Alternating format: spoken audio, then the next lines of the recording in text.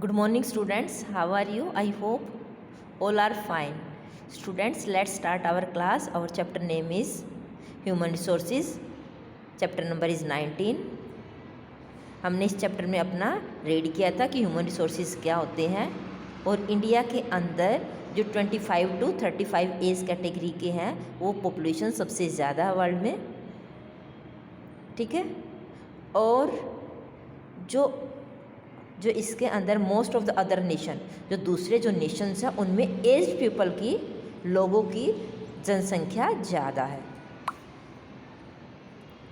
तो बच्चों आज हम कर लेते इससे हम आगे advantage of younger population over ageing population, यानी कि हम इसमें ये पढ़ेंगे 2 पार्ट में डिवाइड करके कि क्या फ़ायदे हैं यंगर जनरेशन, यानी कि जो नौजवान जो जनसंख्या लोगों की उनकी, और जहाँ पर वे कंट्री जहाँ पर एज्ड यानी कि जहाँ पर लोगों की एज ज़्यादा है, यानी कि जो बुज़ुर्गों की जनसंख्या ज़्यादा है, ठीक है, उस कंट्री के फ़ायदे पढ़ेंगे और उस कंट्री के भी पढ़ेंगे फ़ायदे जहाँ पर एज्ड यानी कि बुज़ुर्ग के लोगों की जनसंख्या ज़्यादा है, ठीक है।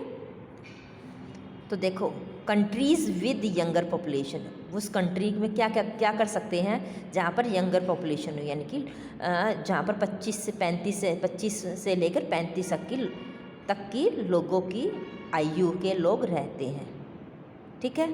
तो वहाँ पे क्या, higher percentage of people available to work, ठीक है, जहाँ पर यंग होंगे, यंग आदमी होंगे वहाँ पर काम करने के लिए लोगों को अवेलेबल ज़्यादा होंगे, यानी कि वो हायर परसेंटेज, वहाँ पर परसेंटेज ज़्यादा रहेगी लोगों की काम करने के लिए। और lower percentage of people available to work, और यहाँ पर इन कंट्री में जहाँ पर बुज़ुर्ग ज़्यादा रहते हैं वहाँ पर काम करने के लिए लोगों की संख्या कम होगी, यानी कम अवेलेबल होंगे, ठीक है। दूसरा हम पढ़ लेते हैं इधर ये लेज़र परसेंटेज ऑफ डेवलपमेंट। तो क्या है यहाँ पर लेज़र परसेंटेज ऑफ डिपेंडेंस, मतलब ये जब देखो जो बुज़ुर्ग होते हैं वही दूसरे के ऊपर डिपेंड होते हैं ना, और जो यंग होंगे वो क्या दूसरे के ऊपर डिपेंड होंगे, नहीं होंगे ना, वो तो अपना काम खुद कर पाएंगे।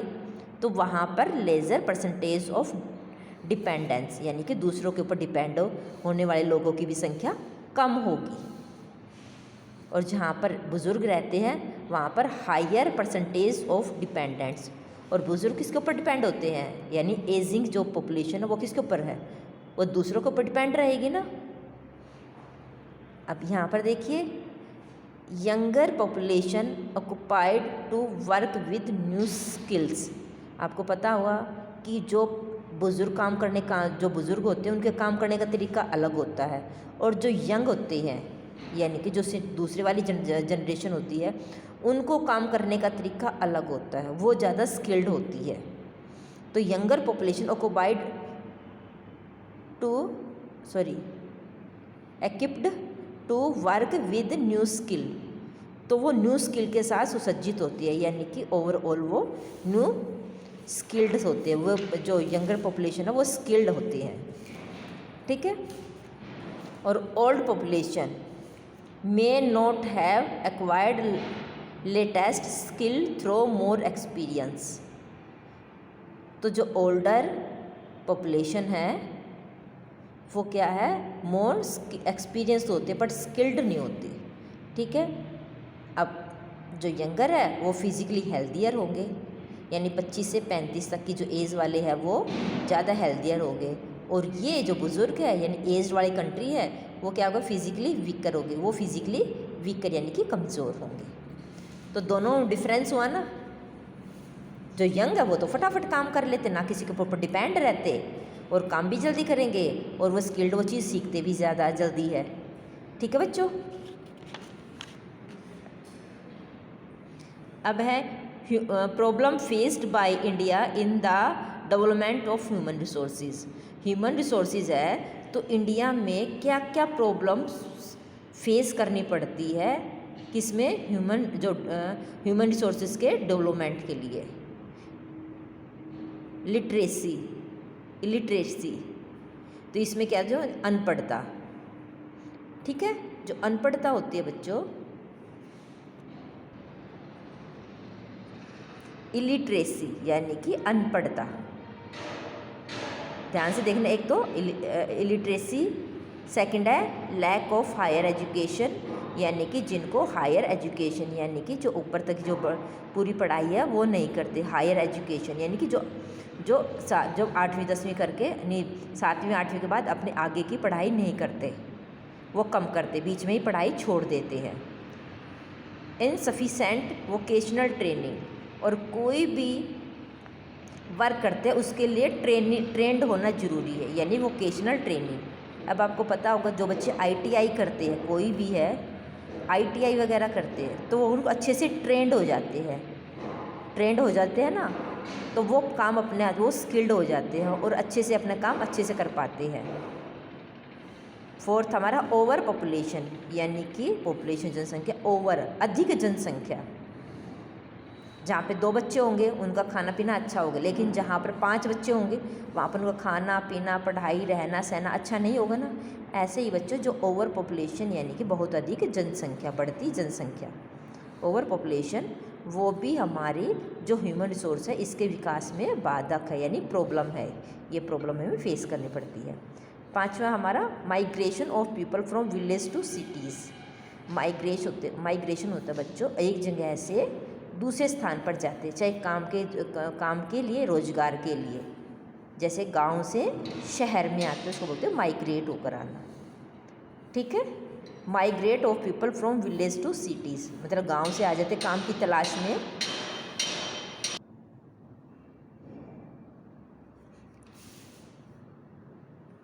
सिक्स है नॉन वर्किंग फीमेल पॉपुलेशन।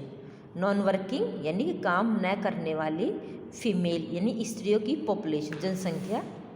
ठीक है, मतलब घर का तो काम करती है, हाउसवाइफ तो है, बट वो है कि इनकम का सोर्सेज के लिए जो काम करते हैं। ठीक है, वो है नॉन वर्किंग फीमेल पॉपुलेशन।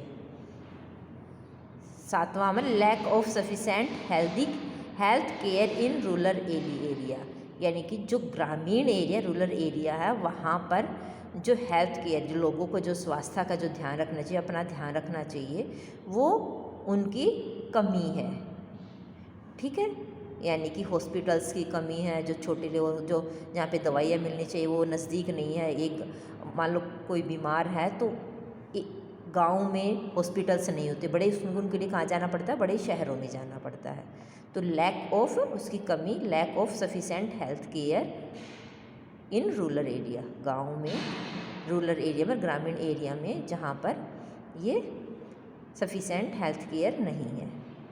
ठीक है, तो हम इसको 1 बाय 1 कर लेंगे। ये 7 पॉइंट है जो ह्यूमन रिसोर्सेज के डेवलपमेंट में प्रॉब्लम फेस करनी पड़ती है।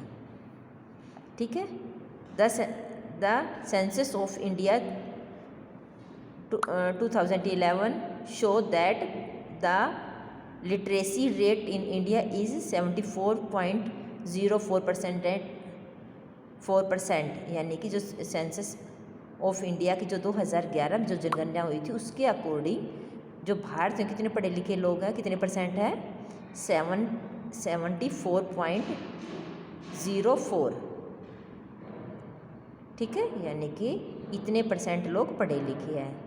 It consist of male literacy rate, और इसमें मेल यानी कि आदमियों की, पढ़े लिखे लोगों की, पढ़े लिखे आदमियों की क्या कितना है, कितनी परसेंटेज है, 82.14% एंड फीमेल लिटरेसी रेट 65.46%, यानी कि जो मेल है वो ज़्यादा पढ़े हैं और जो फीमेल है वो कम पढ़े हैं। It need to grow at a much faster rate, और हमें किस चीज़ की क्या है, ग्रो करने के लिए हमें इस रेट को और ज़्यादा बढ़ाना होगा, यानी कि सबको पढ़े लिखे होना ज़रूरी है। If we have to create employment opportunity for the growing young population, अगर we have to create employ opportunity यानी कि रोजगार की जो अपॉर्चुनिटीज़ हम उसको करेंगे तो ग्रोइंग यंग जनरेशन, तो उससे हुआ जो ग्रोइंग जनरेशन है उसको अवसर मिलेंगे।